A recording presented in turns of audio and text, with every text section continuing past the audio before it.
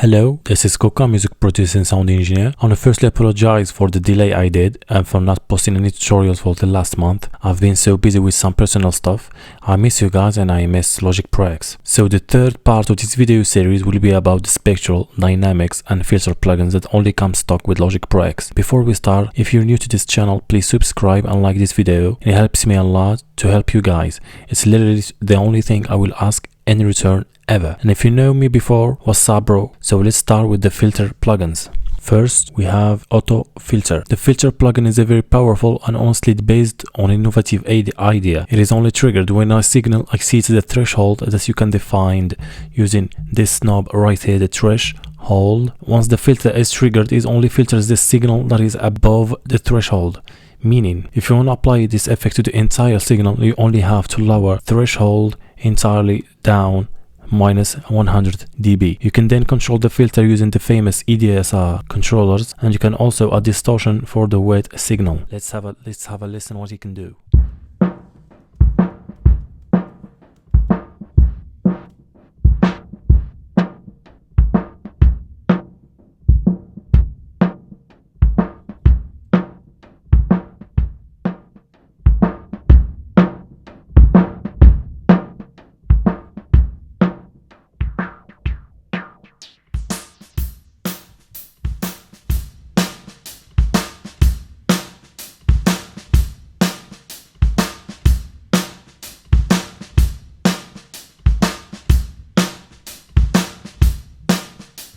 And then we have Evoke 20 filter bank. I don't honestly use this plugin that much, but what it does is split the input signal into two bands, one above and one below, and then you can control each band separately. It's basically a multi-band filter.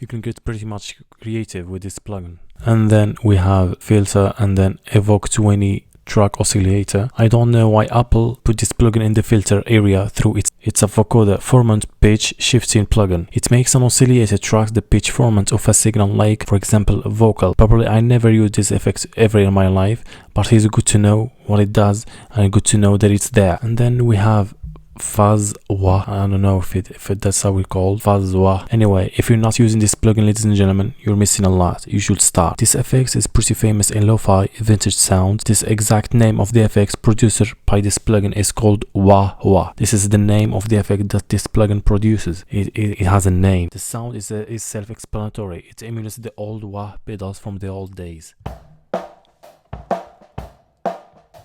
This can honestly sound better if there is a piano sound. Let's try this one, this up loop.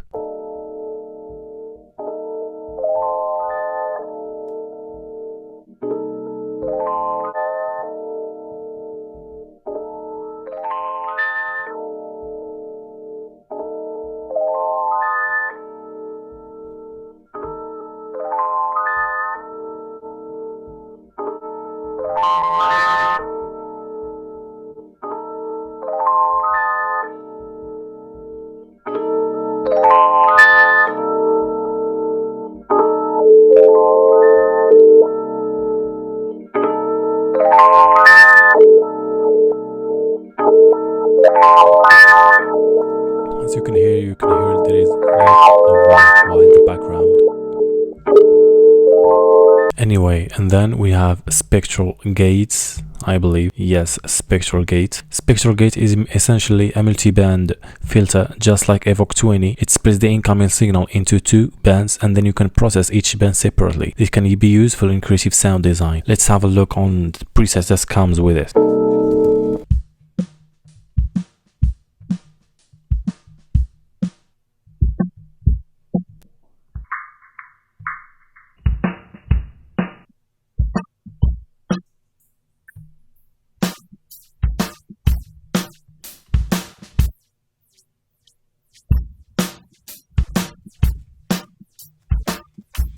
And now for dynamic effects. Dynamics processing are an essential part of any audio processing. Should definitely be the first of your to learn list, and you should also be careful with them. They can easily crush your sound, and also keep in mind that if it's done right, the average listener won't notice it because it just sounds right. Let's just now start with the dynamics and then adaptive limiter. That's Logic Pro X's own limiter. It does exactly what the name says. It limits your signal so it won't exceed a given amount. It's called the output ceiling. And also you should turn true peak detection. I usually keep it under -1, -1.1 dB. That's the ceiling. I always use this ceiling in my mastering sessions. So no signal will be clipping above -1.1 dB in this example. Any signal that is normally exceeding the output ceiling will be smoothed down or compressed.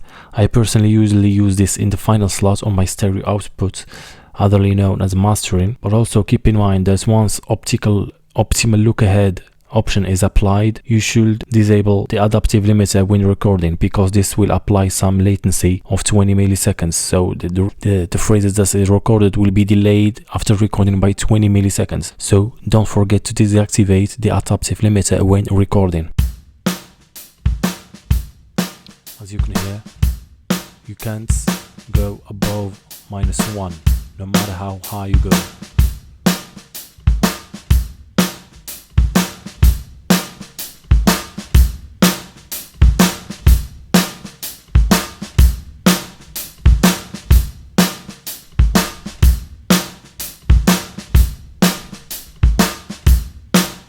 And then we have the infamous, the almighty compressor. That's probably the most used, famous and useful plugin in the entire Logic Pro X arsenal. It simulates some of the professional hardware compressions. I can't seriously explain the entire compression concept in this video, or the video will take forever. The purpose for compression basically is tightening the sound by smoothing the signals that exceeds a given threshold. So for example, if you have an uncompressed a cappella, some words will be clear and some aren't. That's when compression comes in handy. It smoothens the loudest words or peaks, so the entire vocal is even. The unheard parts are now even with the loudest parts, and then you can increase the global loudness with the gain knob. If you want to know more about Logic Pro X compressor, I highly recommend that you check the guide written by Apple, where they explain each and every knob and model of this compressor. Just know this is very powerful and nearly one of the best in the industry. Let's just take a look about what this compressor can do.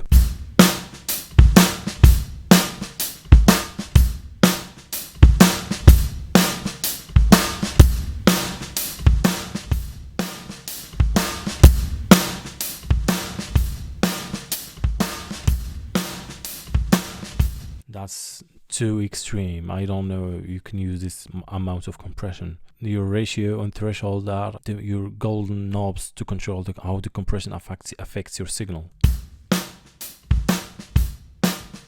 You can also use it to sidechain, or called sidechain compression or ducking compression. So when, for example, the kick hits, the bass will duck, the volume will be decreased accordingly to your compression. And then we have the de-esser. That should be part of your vocal chain. It smoothens the sibilants, the S. That's basically the sole purpose of this dynamic effect. So that's why I won't be explaining anymore, because it's very, very straightforward. And then we have enveloper. This is a transient editor. What I mean by that is that enveloper shapes the attack and release of a signal. I use it a lot on my top loops, like the hi-hat loops, the cymbals and percussive loops. It makes the loop more tight. Let's have a listen.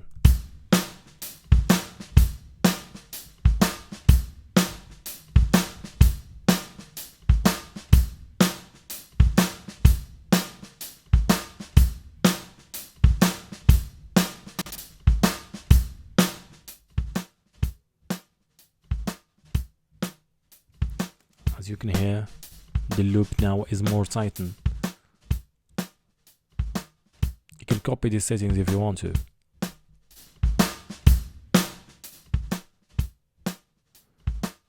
It's more of a cymbals loop now, instead of a full kick and snare. You can use this a lot on your hi-hat loops. I use it all the time. And then we have expander. This is similar to a compressor, but it does the opposite. Instead of decreasing, it increases the overall sound above the threshold level. This concept is called expander, hence expander by Logic Pro X.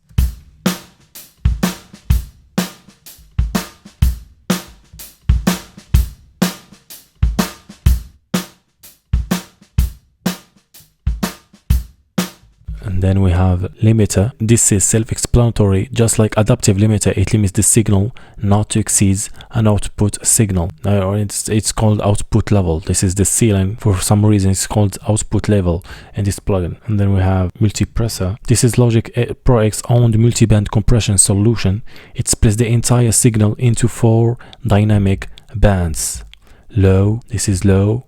This is mid-low, this is the high, and then the treble. You can play with the range of these bands. You can control each band frequency range, and then you can compress each band individually. This is an essential part of mastering. Though I don't use multipressor, I use a third-party multiband plugin.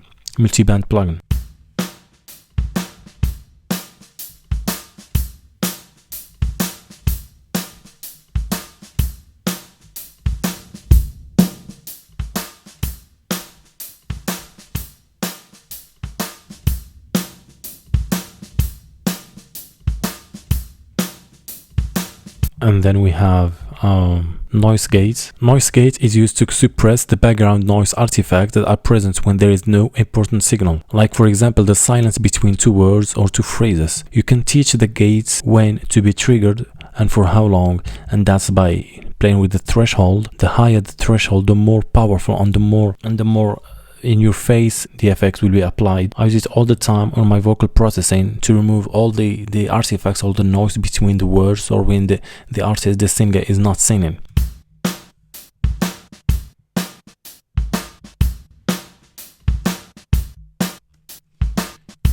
You can determine how fast the gaiter will be applied by playing with the attack knob.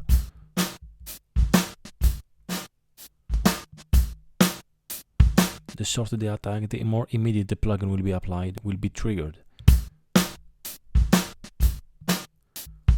That's like compression, but instead of compressing the whole sound, it only compresses the sound or the noise between your transients or your main sound. So that's it for this video. I will make 2 or 3 more videos where I explain the rest of the FX plugins. If you're interested, please just subscribe, man. Just subscribe. You got nothing to lose, and what you learn is way more beneficial. And thank you for watching. Peace.